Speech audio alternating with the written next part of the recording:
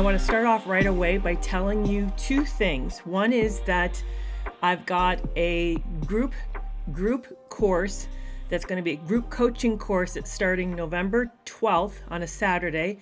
It's going to be for 6 sessions. It starts, like I said, November 12th. It'll go into February.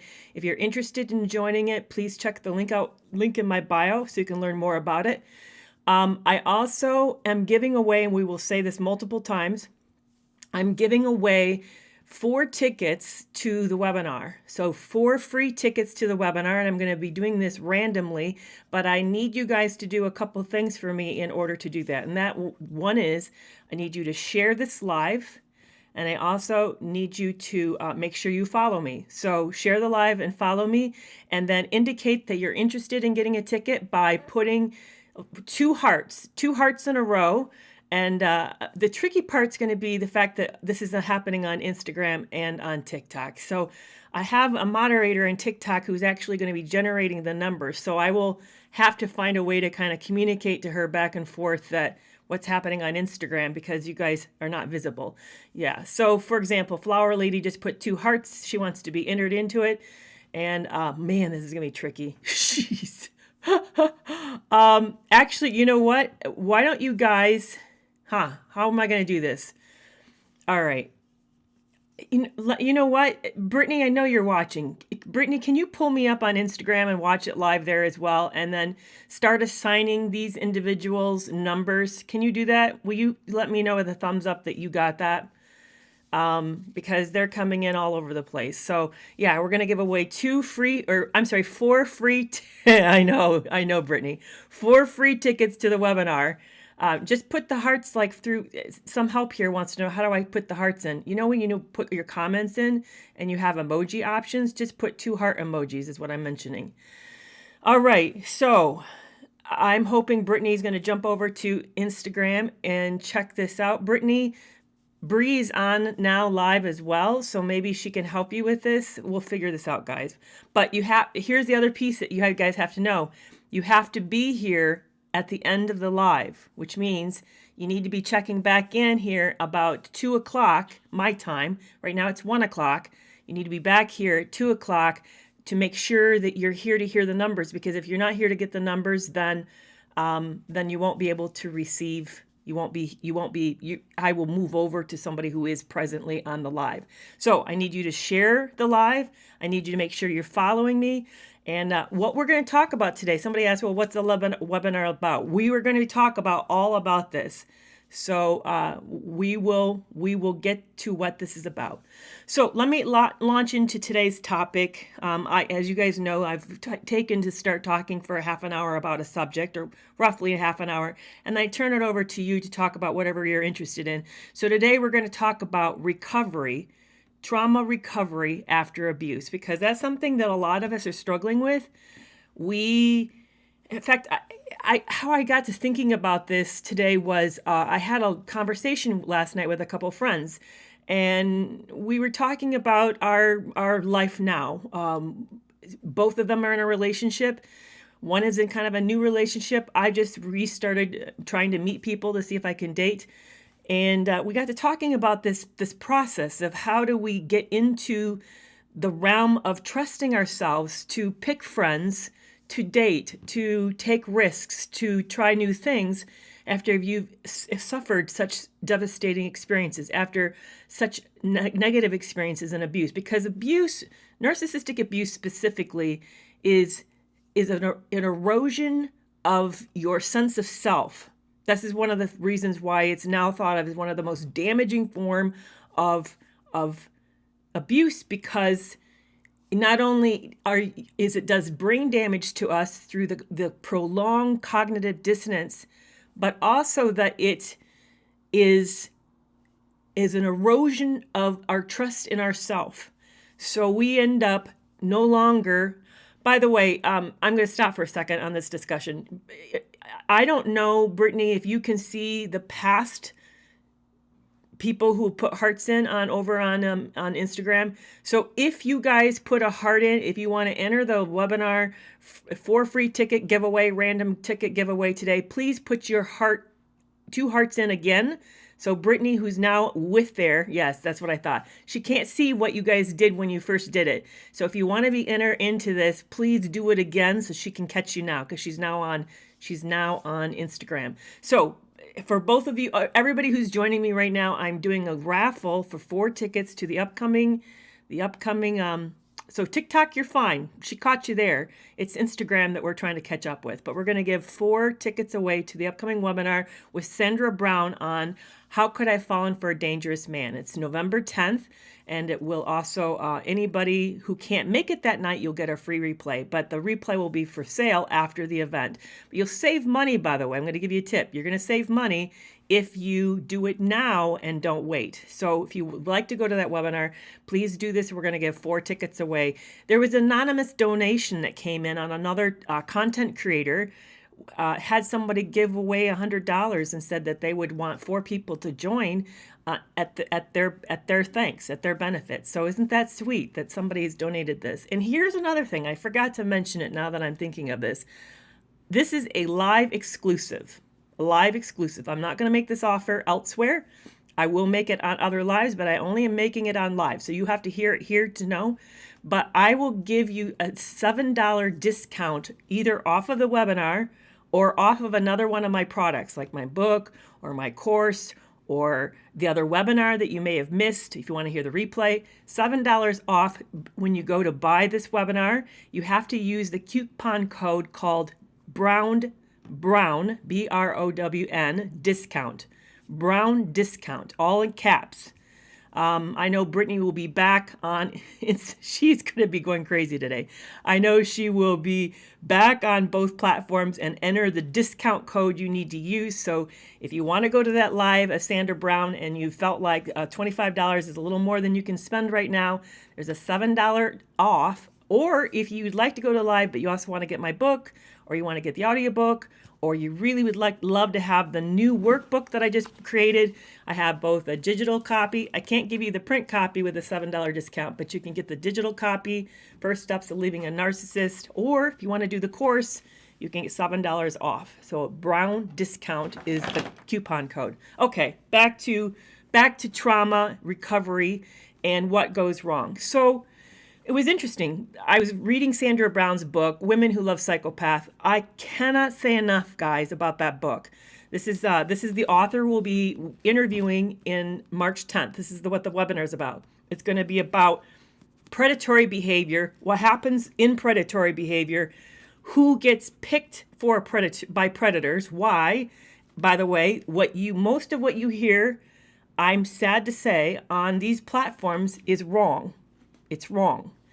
This woman has done 30 years of research, actively looking at the victim profiles, what makes us vulnerable, and why do predators pursue us? What is it they're looking for? She actually talked to them. She's worked with predators, and she's done huge studies.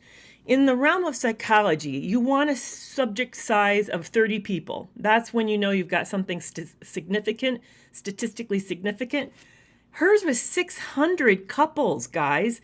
That means that her outcomes on her studies are reliable. It's a huge, huge sample size. So she blew away most of what has been seen as norms about what makes the victim profile. So the things that you have heard, like, for example, oh, it's just you struggle setting boundaries. No, that's not the issue. Or if you heard someone say, you're just codependent and you came from a bad home, that's why you fell for this guy. No, that's not true either. So that's why I really want you to come to this webinar, is because you will learn so much about yourself and what made you vulnerable, so that you can go out and then do this differently going forward. Because it's not just about love relationships, frankly. These qualities of ourselves are things that shape everything that we do. It's what makes us successful and good team players, but it also are the things that then make us vulnerable in relationships, whether it's with families or with friends, or, you know, where you're at church or wherever else that you're doing things. It makes you vulnerable in general. So these are the things that is really important for you to know, so that you can protect yourself better everywhere in all relationships. So that's why I'm super excited to be interviewing Sandra Brown on November 10th.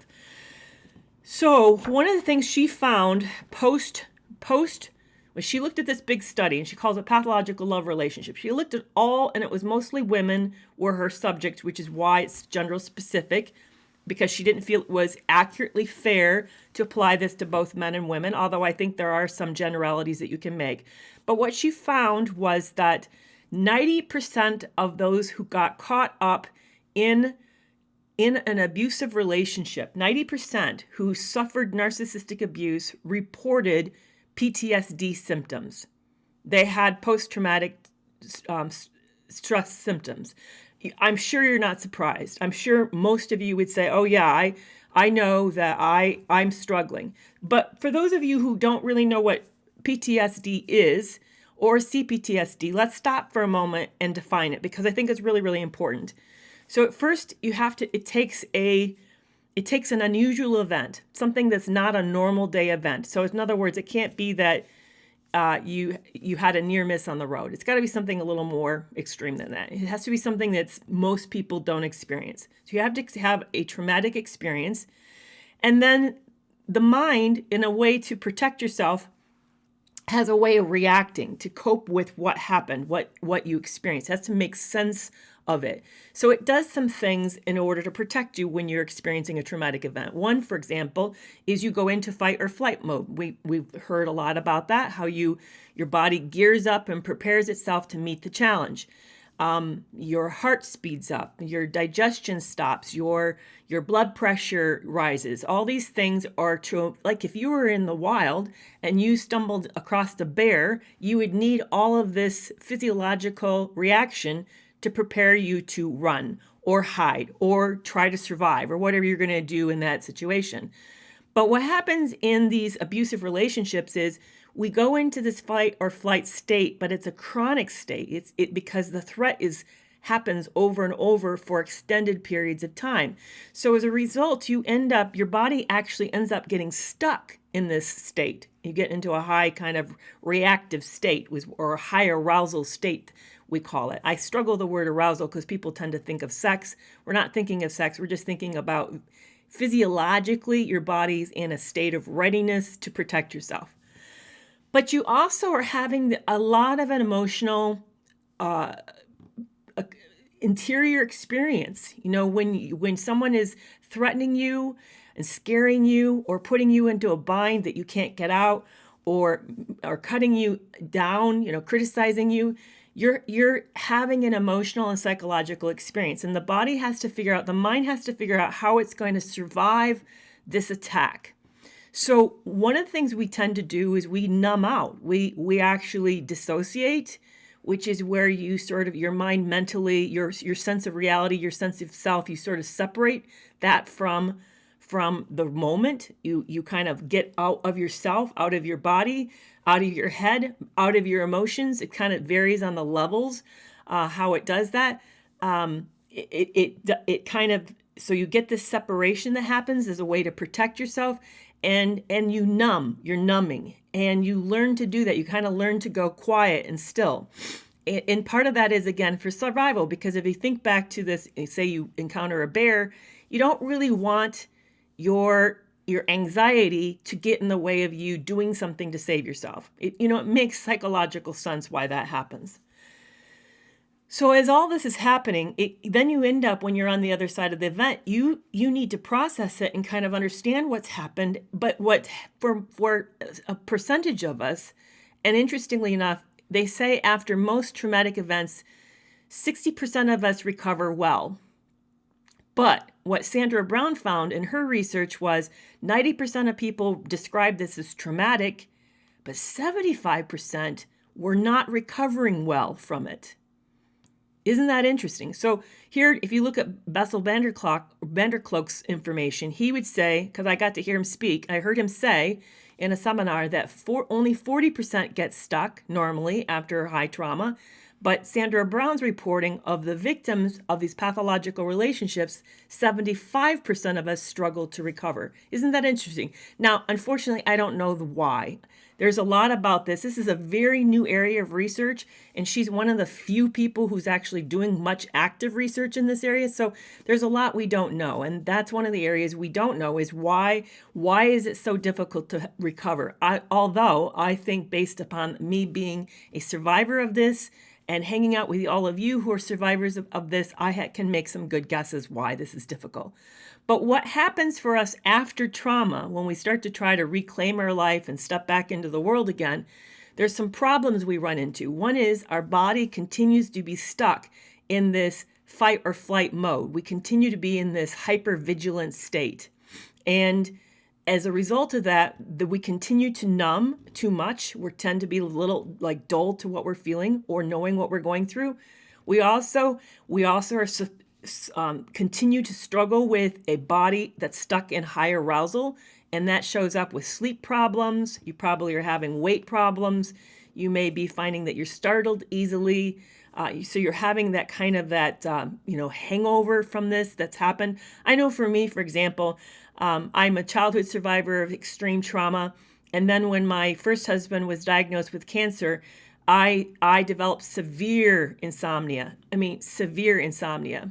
And yes, Bear, I know. These are readers. Yes, I know these glasses glare. They're cheap. That's why I don't want to spend the $1,000 to get a better pair, which is what it would cost in the United States. So I'm hoping to get to Mexico and be there long enough that I can order a pair and have a better pair. But thank you for putting up with my glare on my glasses. I do know where the issue is.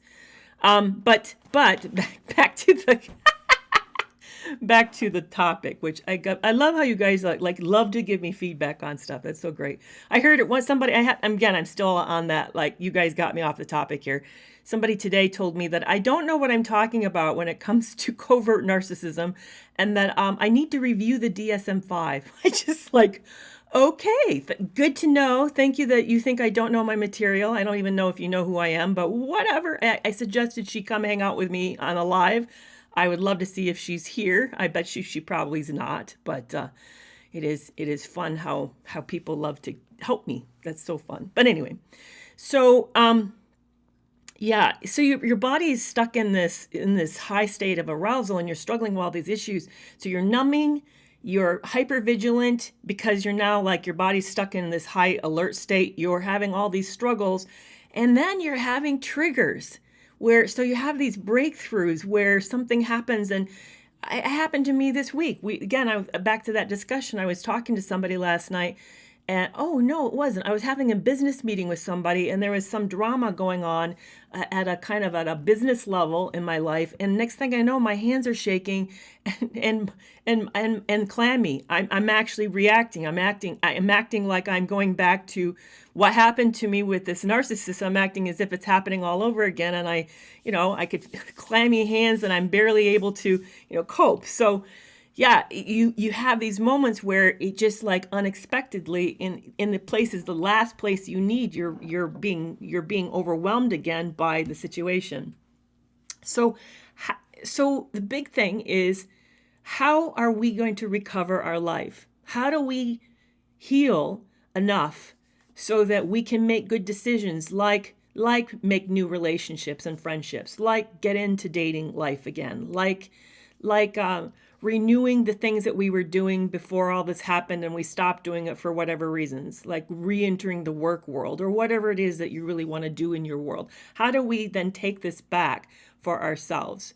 So I'm going to talk about that again, but I'm going to stop for a second and make this offer for anyone who's just joining me and introduce myself. But I'm Dr. Carrie Kerr McAvoy. I am a mental health clinician. Actually, I'm a psychologist with over 20 years of counseling experience. These days, I don't counsel. I primarily do education through social media, but I also am a writer. I put out a memoir about my own experience of what happened, and I just released an online course along with a workbook that's available on Amazon as well as available on my site for those of you who are struggling with confusion and you don't know how to make the next decision, you don't even know if you should leave, you just feel like you're kind of stuck in that, then this is the book for you. This is about cognitive dissonance. So that's what I do primarily these days. And I'm having a webinar come up with Sandra Brown, who I'm talking about today, her work. And it's on November 10th at 6:30 p.m. Eastern Standard Time. And I'm giving away 4 tickets. Plus, I'd love you guys to buy tickets. For anybody who wants to buy tickets, please use the discount code Brown Discount for $7 off of that or any product that you see that's for sale in my site. But so that's available. We're giving 4 tickets, and the person who organized the 4 free tickets just showed up on TikTok. It is La Disco Mama. It was one of her followers who offered to do this, to give you guys this gift. So the way for you to enter the lottery is to put 2 heart emojis together. And I have somebody watching both Instagram and TikTok, and we're randomly giving you a number. And at the end of today at 2 o'clock, my time, which is in about 35 minutes, I will give away 4 random tickets. So if you'd like to enter that, please put 2 heart emojis together, and she will find you and give you a number so that we can then do this random number giveaway. So thank you so much but you got to be here when I give it to you, when I announce the numbers. You can't not be here because I need to have you be here. And the other requirement is please share this on Instagram or TikTok, that you're here, that this live is good. Share it with a friend you think might be helpful. That's my other caveat. And make sure you're following me. So those are the things I'd like back from you for giving you this ticket. But big thanks to La Disco Mama, SJ. By the way, if you're looking for awesome coaching, SJ is an amazing life coach, and she can really help you through some of this stuff. And particularly when it comes to dealing with the more darker partners, she's very, very good at that. She knows a lot about that topic and knows a lot about recovery and healing after recovery. So let's go into how do we stay safe? Now, interestingly enough, I just put out a video yesterday saying I was wrong, that I've been doing Sandra Brown's reading, in her book, How to Spot Women Who Love Psychopaths, which I highly, highly recommend. And I know, by the way, it's expensive. Somebody commented on, why does she charge so much? Well, it's packed with research. I'm sure this book took years to write. My book took 3 years to write, and it's my story. I can't imagine the amount of work that went into this book to put it together. It's a lot. And she doesn't have the kind of team that Brene Brown would have. So she's charging $25, and I understand why she's charging so much for it. Okay, so that's interesting. So Brittany just asked a poll, and the poll is, do you struggle with recovery after trauma? And 87.5% of you say I struggle a lot, and 12.5% of you say it's hard but not overwhelming, and none of you said you find it easy. Sorry, Instagram, we take polls over on TikTok, and that's fascinating. Fascinating result. Thank you for that. I appreciate that. Very, very interesting. So one of the things that you've been hearing on social media, and I need to make a correction because we've been telling you wrong. We've been telling you that after you get out of these relationships, you have had like a big course on toxic people, and that you probably see things differently. And if you learn to trust your gut and really listen to yourself, then you'll make better choices. And interestingly enough, you all were telling us that's probably not true, that it wasn't working so well for you, but we kept saying the same thing. Well, Sandra Brown's research agrees with you. It isn't that simple. So I want to unpack why it's not that simple today. It's not simple because the PTSD and CPTSD is causing emotional numbing. That means you're really struggling to have a sense of what you're feeling in the moment. And a lot of us have mistaken our gut instinct or intuition for anxiety. They're very different things. So what is the difference? What is it when it's intuition saying that you're in danger? And how does that differ from fear? And how does it differ from anxiety? I know I put up a short video on that today, but I really want to talk more about that. So intuition, and not all of us are equally good at this, by the way. So if you have ever taken the Myers-Briggs inventory test, you may know whether or not you're a sensor or you're an intuitive. So sensors tend to pick up stuff around them using their senses, and people with intuition tend to somehow pick up on another level. I don't really get the difference, but we kind of know without knowing how we know. So if you're an I versus an S, you'd need to know that. I's or N's, I'm sorry, you're an N versus an S. That's the difference. Sorry, N versus an S. N's on the Myers-Briggs tend to be a little bit better with intuition. Not necessarily, but just tend to be a little bit better. But the problem is most of us have been trained out of listening to our intuition. It's just, in fact, there's a really great book by Gavin DeBecker that Sandra Brown talks a lot about. So if you want to talk a lot about the why, why we're not safer, what is it that we miss? Gavin DeBecker works with crime victims, serious crime victims, and he goes back and recreates the moments and when they knew something was wrong and what was it they picked up or didn't pick up. Because he's trying to find a way to make us safer in general. And so it's a fascinating book. It's called The Gift of Fear. I highly recommend it. Our problem is most of us have been taught early on not to trust our gut. We don't even know what the gut feels like. But what it is, and I know you've probably had these experiences, and that is, it's when you have the hair raise on the back of your neck, or you start to have goosebumps, or you're having that twisted, funny, sick feeling in your stomach. Those are the moments where you know something's wrong, but your brain hasn't caught up enough to be able to tell you why it's wrong, or even know why it's wrong. You just know something isn't making sense. I'm trying to think of a good example that comes out of Gavin DeBecker's book when he's working with a victim there was a victim in his book who survived a rape from a serial rapist who usually killed his victims, but she somehow got herself out of the situation and didn't get killed. And so he walked her back through the event, and there was a moment when the assault was over, and he left her alone and went to the kitchen, and she got the nerve. I don't know how she did this, because I don't know if I could have done this. She followed him out, snuck behind him, and then went past him for the door. And so Gavin DeBecker asked her what made her think to do that. Why did she do that? And she remembered back, and she remembered that he closed the bedroom window. It had been open. And somehow she realized without realizing that he probably was going to kill her, and he wanted not to have any sounds escape the apartment. So something about her recognized the closing the window as a sign of danger, and that made her do this super brave thing of sneaking past behind him and getting out of the house. Isn't that amazing? But most of the time we've found a way to not really pay attention, or our fear of the circumstances or our anxiety is so hard that we often talk ourselves out of it, and we end up not taking care of ourselves and protecting ourselves better, which is really, so there's one problem. And the other problem is PTSD works against us. Again, as I mentioned, the emotional numbing makes it hard for us to know what we're feeling in the moment. So if we're not really registering what we're feeling in the moment, then how do we register whether or not someone's safe or not safe? So there's things that kind of come into that make it hard. And then there's another factor, and I thought this was fascinating. So one of the things that we don't evaluate about ourselves is how often, how likely are we wanting social harmony? Are we a big advocate for a person who wants everything to go easy and not to cause conflict?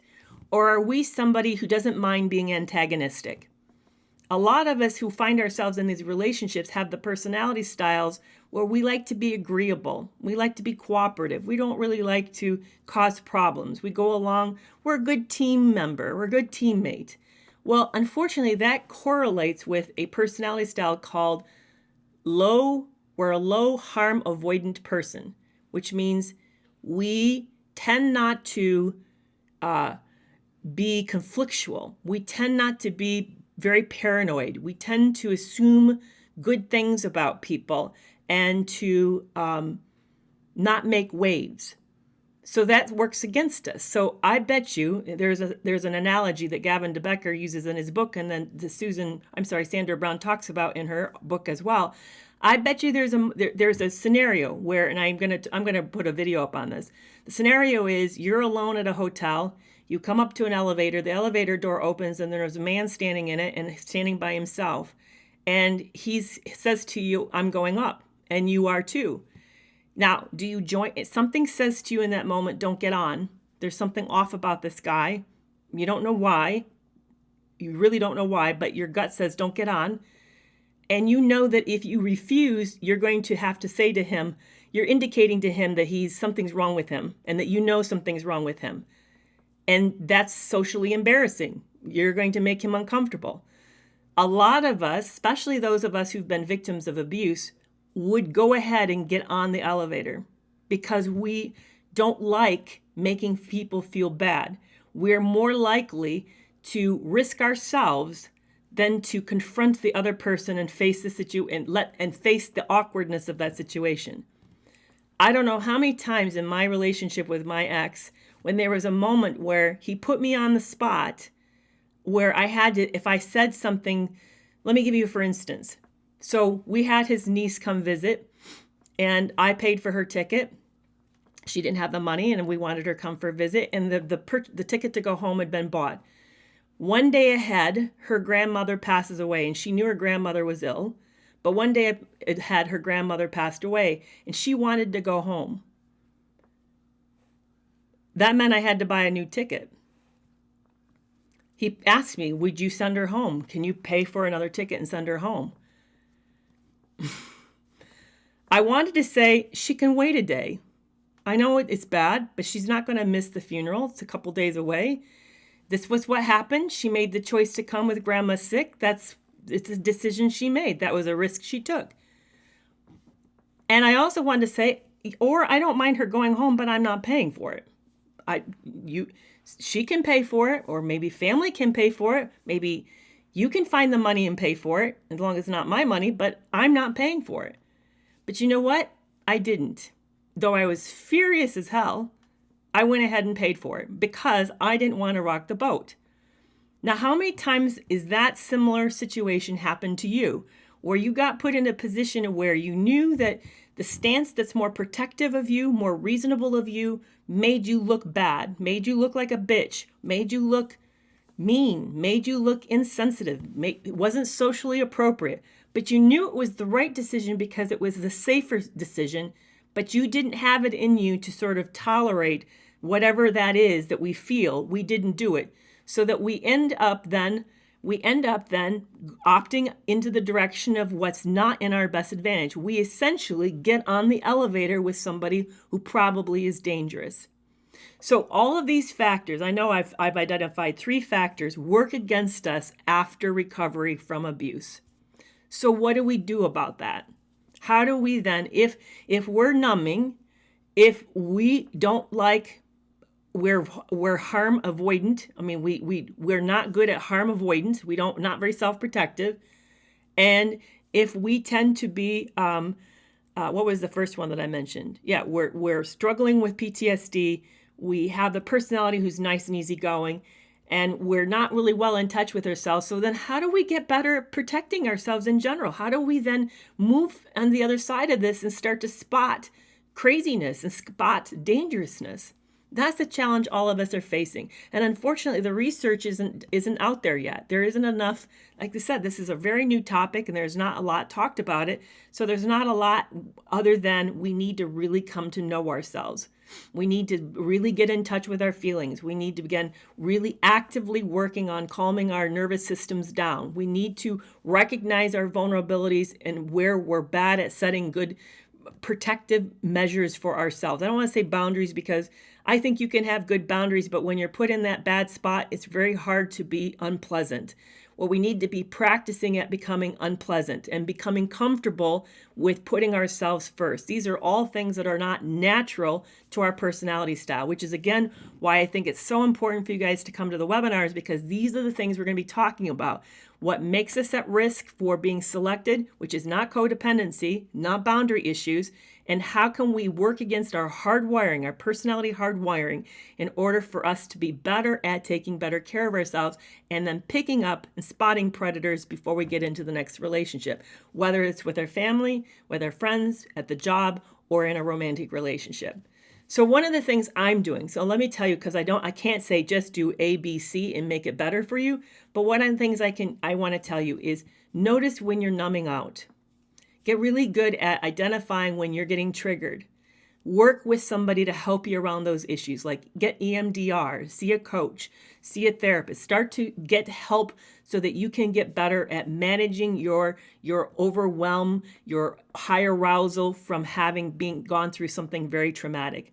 That's one thing that really helps. Another thing and I agree with you, so clear, take assertiveness training. Practice being assertive and being unlikable in small, easy situations like the cashier at the grocery store, or someone trying to help you at the gas pump, or some moment that is a throwaway moment that you'll never have to face this person again. Practice at saying no and doing the uncomfortable thing that's protecting you, that would protect you, that you typically don't do because you're just so used to being nice. Really take those steps and work at that. Getting in touch with your feelings. Really know what you're feeling and when you're feeling it. That's hard for me. One of the things I did, I found, and you can find it online, it's really easy, find a big feeling list, a big, huge list of all the possible feelings. Atlas of the Heart, Brene Brown's a really great resource if you want to buy a book, but you can just get a sheet of feelings. They're all over the internet.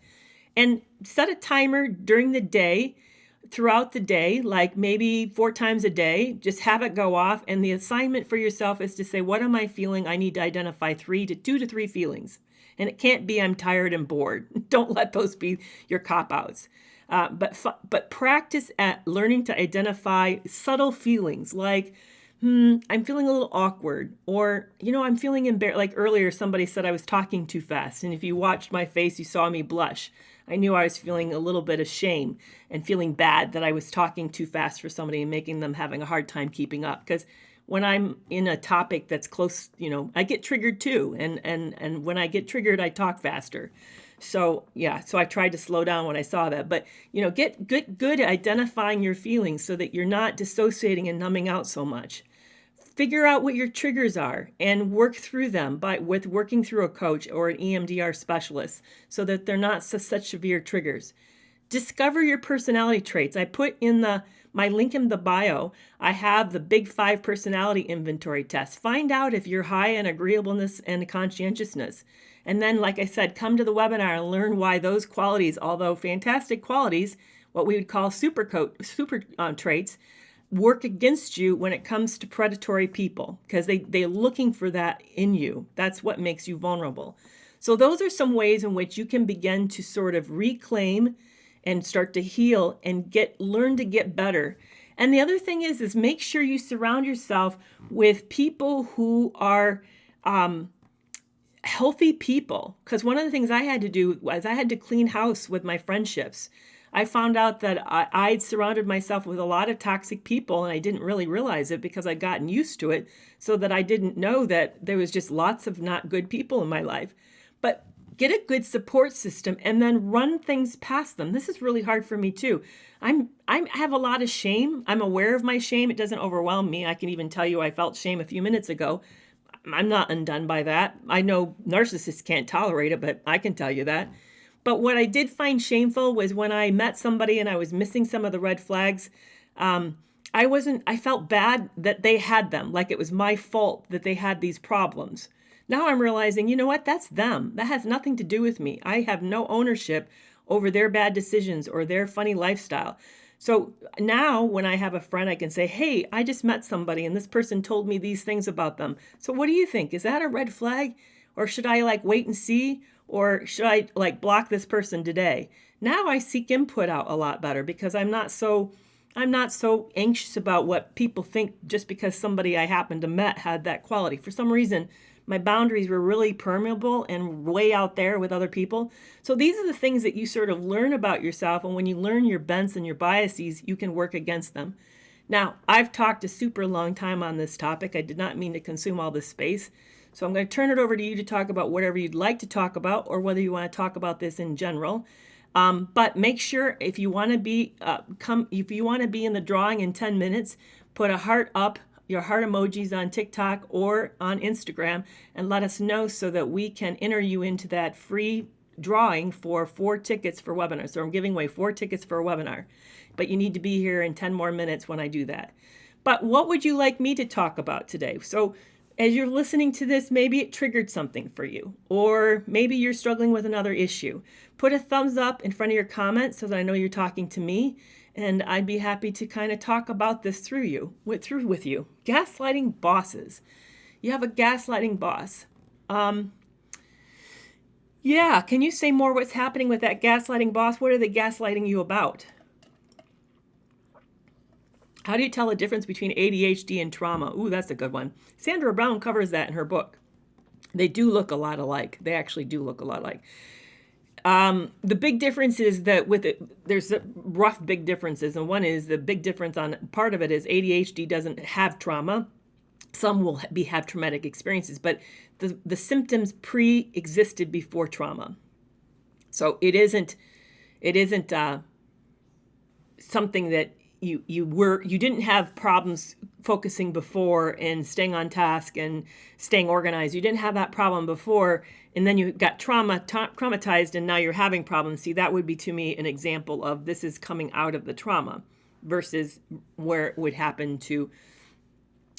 If you were ADHD, you would have had this from birth. That would be a big difference. An easy way to tell the difference.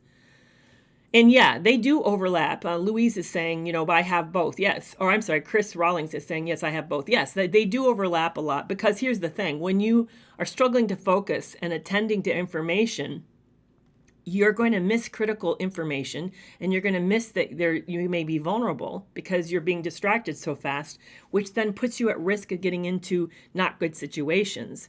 And also, ADHD struggles with impulsivity. So you're going to be more operating out of your urge, I want to do this, without really thinking about, is this a safe thing to do? You won't have processed it completely and reassessed whether or not that is wise for you or safe to do. So that would make you have low harm avoidance. You may be at risk of not seeing the signs of the danger, just like people who are too agreeable struggle to see the signs of danger. Can it be treated the same? Can ADHD be treated the same as trauma? No, it wouldn't be treated the same. They would look really radically different. You would learn, ADHD is kind of a permanent way of seeing the world. You would learn compensations, like ways to organize your life to help you overcome the areas that you're weak. And of course, each person's weaknesses would be a little bit different from each other. So some people may be a little more hyperactive and impulsive, where somebody else might be they may appear on the outside super calm, but have a lot of distractibility, and almost like the Up movie where like, squirrel, they're learning lots of directions. So it would look really different. So trauma would be all about healing of the trauma, healing of the mind, sort of calming the body down, where ADHD is going to be more about systems of organizations and learning new ways to sort of run your life, and as well as integrating medication to that, seeing if there's a medical piece that can help you as well. But great questions. I appreciate that. Yeah, I bet you. Michelle is saying a lot of trauma has been misdiagnosed as ADHD, and I would not be surprised by that at all. Not surprised by that at all, because I think here's the tough part. So let me give you like a big, broad example. When you have excessive energy, it could be bipolar disorder, it could be anxiety, it could be ADHD, it could be trauma. So you have to have a clinician, and maybe you've got a combination of those things. So you need a clinician that stands way back and thinks of the whole picture and begins to do kind of what's called differential diagnosis. They would do a very detailed analysis of when did it start, when does it show up, why does it show up, what works or doesn't work. You would really do a good history and listening to help you get to a good diagnostic understanding of what you're struggling with. The challenge is finding somebody who will do that work of a differential diagnosis. So a sloppy thing what will happen is you see excessive energy, you immediately think ADHD, and you miss the fact that this was not always presenting their whole life. that it's something that happened post-trauma. So very good point. Thank you for saying that and pointing that out. Yeah, there is a lot of collective trauma. I was just listening to Brene Brown's Unlocking Us, the most recent ones that happened this week and last week with, I can't say his name. He's talking about persuaders, people who are influencers in the world. And they were talking about who are in this big period of time where a lot is changing. Massive things are changing on a cultural, race, and gender level. We're really redefining a lot, but it's traumatic for those of us who are going through this. It's uprooting our sense of self, the way we run our lives, the way we think of relationships. It's a lot. And then there's a lot of angst around that, a lot of stress and uncomfortableness, and how we change the way that we have to think and work and live together. And that can be traumatizing for us as we make those types of changes. So I agree, there's a lot of collective trauma, not even taking into account what happened with COVID and the loss of finances and work and the way of life. I mean, there's a lot, just a whole lot. Verbal abuse. So Digital Media asked, what about verbal abuse? Well, there's many different types of abuse. There's physical abuse, there's sexual abuse, there's also psychological, like verbal, but also intimidation. There's financial abuse. There's ambient abuse. Have you ever heard of that? That's where you lose control over how you run your life, like your access to food, your access to sleep, maybe even your access to solitude is being cut off or limited. Your connection to other people, you're kind of lose power and control over your life. And that's also a form of abuse. It's a very insidious, very dangerous form of abuse. So yes, there's lots of form, and it doesn't have to have all of these ways of being abused for it to be abuse. You only need one of these for it to be abusive, which is essentially you not having full access to pursue what is good for you in the sense of keeps you healthy, whole, happy, have meaning in your life. When you get cut off from access to that and said that your right is different than every other person's right around you, that's actually abuse. That's actually abuse. So really what I'm advocating that every single person is allowed to be a fully autonomous person who freely chooses over the direction of their life in pursuit of their own happiness. And we should not be limited or cut off by other people unless we ourselves decide in the benefit of ourselves and our goals that that's a good thing to do. Let me give you an example. We give up a lot of our rights and freedoms when we have children. I gave up the right to sleep, and to eat when I wanted to eat when I gave birth and had babies. But I chose that. That's my choice. That was I willingly gave up some of my autonomy for the sake of that. That's different. I'm not talking about that. I'm talking when someone else takes it from us for whatever reason, whether it's good reasons, bad reasons, because they don't know how to do it better, whatever reasons, that's still inappropriate and not a healthy relationship. So, yeah, great questions. We will take a couple more and then I'm going to do the drawing. So I'll need to talk to Brittany about that. So let me review again. I've got this group counseling coaching coming up for 6 weeks. It starts on November 12th, and it's going to be with Trey De La Torre. He has a handle called I Was Like Yo Trey. So he and I are going to be running it 6 sessions over a course from November to February. We're also please sign up for the webinar, which is November 10th at 5:30 Central Time, 6:30 Eastern Standard Time. And the price of the seminar is going to be higher. If you want to buy the replay afterwards, it's going to cost higher. But today, for this is a live discount. If you put in the code Brown discount in caps when you purchase, sign out, you'll get a $7 discount, or you can apply it to whatever else that you'd like to buy at my store. So I appreciate that. And I'm going to give out 4 tickets today in a few minutes. Any last questions before we do the drawing? How do you handle an abusive manager? Well, that's pretty tricky because the power differential is what it is, that meaning you don't have a lot of power, and chances are this manager's done a really good job having strong connections with those around them. So in other words, they probably have their boss or their VPs on their level probably have had their back, and they probably have set up some kind of a narrative that explains why they do what they do and why you deserve what they're doing. So you're in a very tricky situation, At a practical kind of day-to-day level, when they're abusive, have you heard of the acronym JADE? JADE, which means don't justify, don't excuse, don't defend, and don't explain. So when they attack you on something, follow JADE, JADE, justify, excuse, defend, or explain. Don't do those things. That's very, very helpful. But it's tough. It's really tough. And it would be a situation in which I would either try to move out of that department or maybe consider getting a new job, because chances are ultimately it's going to work against you, and they're probably going to sabotage you in some big way, or at least your career will never be what it could have been because of that. Mocha Mama wants to know, how do we help kids keep a good relationship with their dad after the divorce when the dad is the person who's having all this dysfunction in his life? You can't, unfortunately. You can't make a parent who's not showing up show up. You can't. What you can do is process with your kids their emotional response to the fact that they have a father who's not showing up. Now, I don't mean you trash him or run him down or triangulate. I'm not saying that. I'm saying things like, that Dad didn't show today. Oh, how did you feel about that? That would be tough. I know you wanted him to show up, so how are you doing with that? That's what it looks like. It shows you show sensitivity and you acknowledge the pain and you help them process their grief around having a parent who's not involved. So Mina Sunshine says that regarding the boss, she says sometimes some bosses who are dysfunctional, everyone around them knows that. But here's my pushback on that, Nina. Why then have they been tolerated in that position? Chances are there's some dynamic happening in that workplace where there's a blindness to the abusiveness. We don't always know why. It may be that there's a relationship we're not aware of that's beneficial.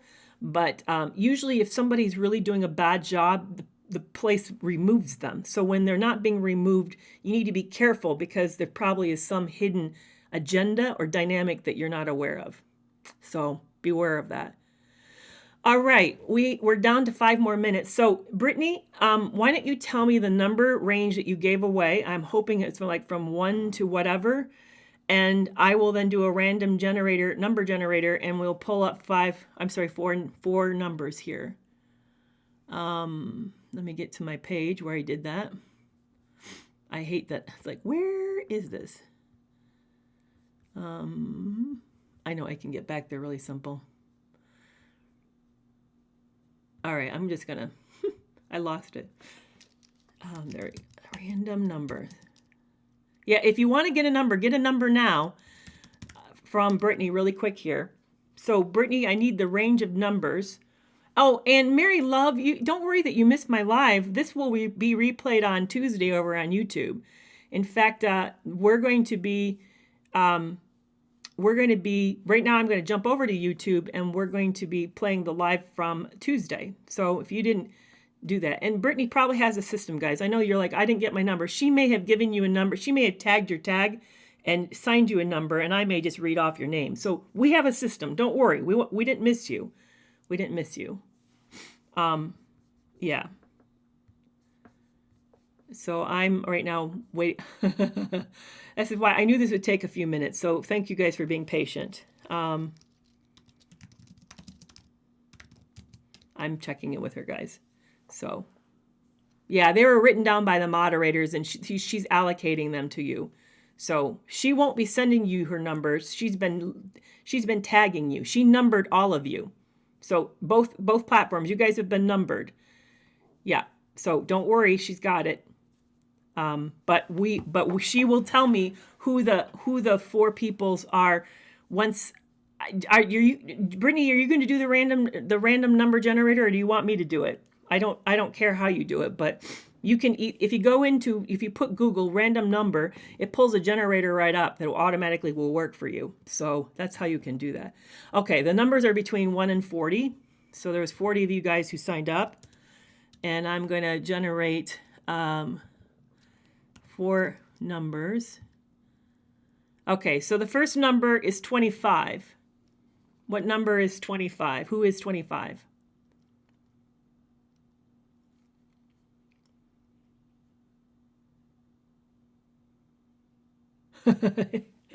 You guys are great. I so appreciate all of you so much. I really do. Yeah, you don't need to type a number in. I'm just going to tell her the four numbers, and she's going to tell me who those people are. And they include both Instagram and TikTok, so we got both of them going. You don't need to worry about your number, Sharon. We will tell you. We will tell you if you got it, because she's tagged your handle, and she will look at the handle and the number and then tell me who's got it. So it is Camo Jojo Horace. Cam Jojo Horace. CamJojoHorace is the first winner. Are you here? Please let me know that you're here. Like, do something that shows me that you're here, that I know that we got an accurate number. While we're waiting for that person, the next number is 15. So I'm still waiting for Cam Jojo Horace to let me know that you're here and heard your number, and you can claim this ticket, because I need you to get a hold of me. So I need to know who these individuals are. But I need to have you confirm that you're here and you got all right, you here and you accepted it. So Cam Jojo Horace, can you please DM me? Yes, I got her. So the next number is 15. Who's 15? So we had one winner. Yeah, so Cam Jojo Horace, you're going to DM me, and then I will make sure you get your ticket. You did get a ticket. Love yourself. We assigned them. You didn't know we were assigning them. When you put your heart in, we got your number. We got a number to you. The next one is Gem Designs with a Z. Gem's Design is the next winner. Gem Designs, are you here? Please let me know that you're here and that you got that. Gem Designs. We got 40 people's numbers. The next one is 40. Who is number 40? Oh, Gem Designs, you're here. Gem Designs, will you go over to Instagram, follow me and DM me, and I will give you the link to get your winning access to the webinar. So the next person who won is 40, number 40.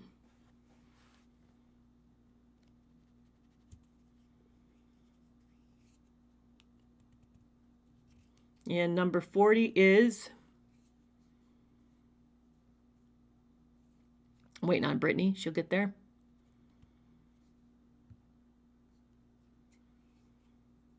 They really like the fives today, I've noticed.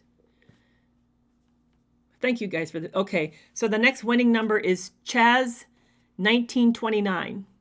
Chaz 1929. Let me know you're here, Chaz 1929, and that you got the winning number. You got the third ticket. And the last winner is number 19.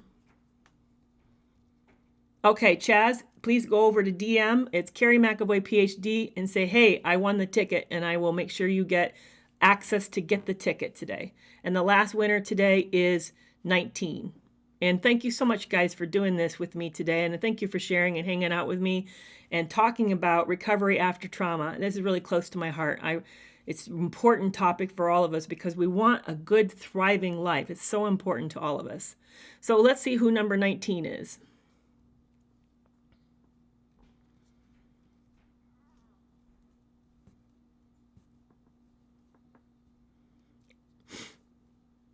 Oh, your guys are welcome. You're very, very welcome. And thanks for your patience with this. It's kind of tricky doing this, not easy. I thought about it all morning long. When I heard that these came in as a gift, it was challenging. So, yeah.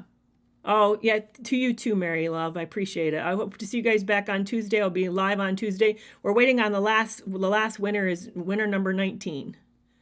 So Brittany's going to tell me who that is in just a minute here. I always go live on Tuesdays and Thursdays at 1 p.m. Central Standard Time, and it will be, I list it now on both profiles, so you can see it on both Instagram and on TikTok when I'm going to be here. And I always update it. If it's for some reason it comes up that it's not possible, I let you guys know that it's not possible. Hey, Brittany, do you have who number 19 is? Oh, you're welcome, Angel Moon Baby. I'm glad you found me too today. I'm glad you hung out with me. Oh, and I'm glad the live was helpful. I hoped it felt like it made sense because there's a lot of parts to it today. And it was complicated and really challenging. Yeah. Yeah. And Gem Design, you didn't miss all of it. If you go over to YouTube on Tuesday, you will get to see the whole replay again. So Brittany, I'm waiting for you on the last number. And then that way we can all release everybody to go because I need to be here to get that winner. Oh, I'm glad digital media that it made sense. When I heard I was talking too fast, like, oh, shit. Yeah. Oh, can you? Okay, so you got accidentally, it's a repeat. Okay, number 10 then. Brittany, who's number 10? Gem Designs won again, so we'll sign it to somebody else. Number 10. Yeah, I'm going to go over to YouTube right now, and we'll be listening to Tuesday's live. So any of you want, okay, it's Tiff Ann 29. Tiff Ann 29. Tiff Ann, are you here? TIFFANN 29.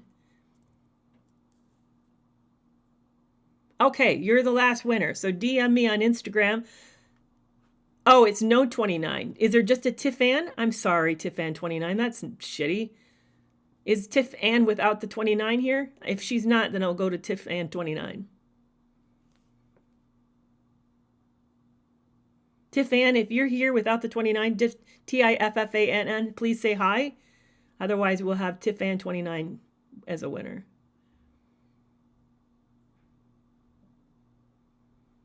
Oh, I'm glad this is helpful. I'm not seeing any Tiff Ann. So Tiff Ann 29, DM me over there, and I will, you are the last winner. All right, guys, I will be back on Tuesday. I hope you have a really wonderful weekend, and please join me over on YouTube. Okay, it is Tiff Ann 29. Yes, okay, we've got it settled. So those are the 4 of you who won. Thank you so much for being here, for doing this with me. I can't wait for you guys who weren't winning. Is $7 off today. Brown discount, BROWNDISCONT in caps. And you can save $7 off the cost of the webinar or $7 off the cost of something else. It will apply to anything in the store, but you go to the link in my bio for the webinar, and when you check out, it gives you other options, and you can add those things to the cart, and then you'll get $7 off. And otherwise, I will look for the 4 of you over on Instagram so we can make sure that you get your prize for the ticket. And thank you so much. I'll see you guys back on Tuesday. Have a great, great weekend.